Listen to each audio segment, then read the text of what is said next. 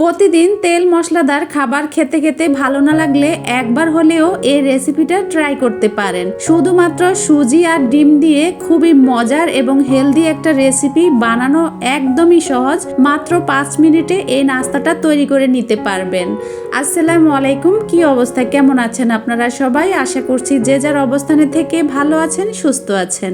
আমিও ভালো আছি আপনাদের দোয়ায়। আজকে খুবই সহজ এবং খুবই মজাদার একটা রেসিপি শেয়ার করতে যাচ্ছি। আশা করছি আপনাদের কাছে রেসিপিটি ভালো লাগবে। রেসিপির শুরুতে ছোট্ট একটা লাইক দিতে ভুলবেন না। আমি এখানে 1 কাপ সুজি নিয়েছি, তারপরে সামান্য একটু পানি দিয়ে এটাকে গুলিয়ে নিয়েছি। পানিটা দেওয়ার সময় দেখাতে ভুলে গিয়েছিলাম। তারপরে দিয়ে দিচ্ছি টক দই। এখানে আমি 3 টেবিল চামচের মতো টক দই দিয়েছি। হাতের কাছে যদি টক দই থাকে অবশ্যই দেওয়ার চেষ্টা করবেন, আর যদি না থাকে না দিলেও সমস্যা নেই, তবে টক দই দিলে এই নাস্তাটা খেতে ভীষণ মজার হয়। তারপরে স্বাদ মতো লবণ দিয়ে দিচ্ছি।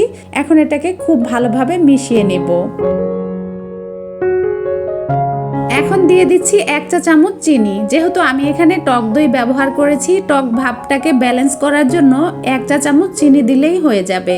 একটু হালকা টক মিষ্টি যদি এই নাস্তাটা হয় তাহলে কিন্তু খেতে ভীষণ মজার হয়। তারপরে দিয়ে দিচ্ছি 2 টেবিল চামচ এখানে আটা ময়দা যেটা থাকে সেটাই আপনারা দিতে পারেন। এখন খুব ভালোভাবে আবারও মিশিয়ে নিচ্ছি।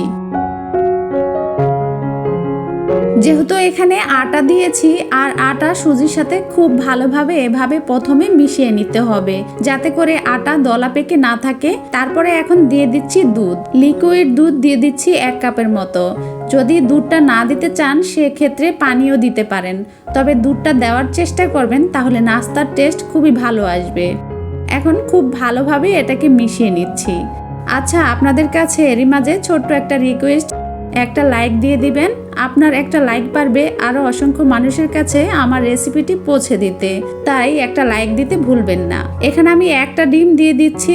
ডিমটাকে এর সাথে খুব ভালোভাবে মিশিয়ে নিব।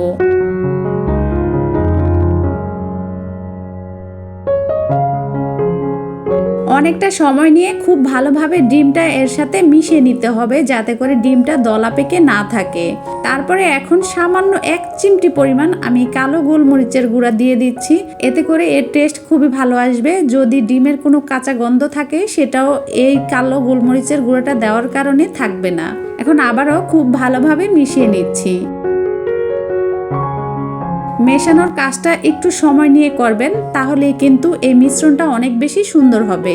তারপরে এখন ঢাকনা দিয়ে ঢেকে আমি 20 মিনিটের জন্য রেস্টে রেখে দিব। চাইলে আপনারা সাথে সাথেও বানিয়ে নিতে পারেন, তবে রেস্টে রাখলে এটা যখন বানাবেন খুব সুন্দর ফুলবে। 20 মিনিট পরে এখন আমি এই যে মিশ্রণটা আপনাদেরকে দেখাচ্ছি, একদম বেশি ঘন হয়নি, আবার একেবারে পাতলাও হয়নি।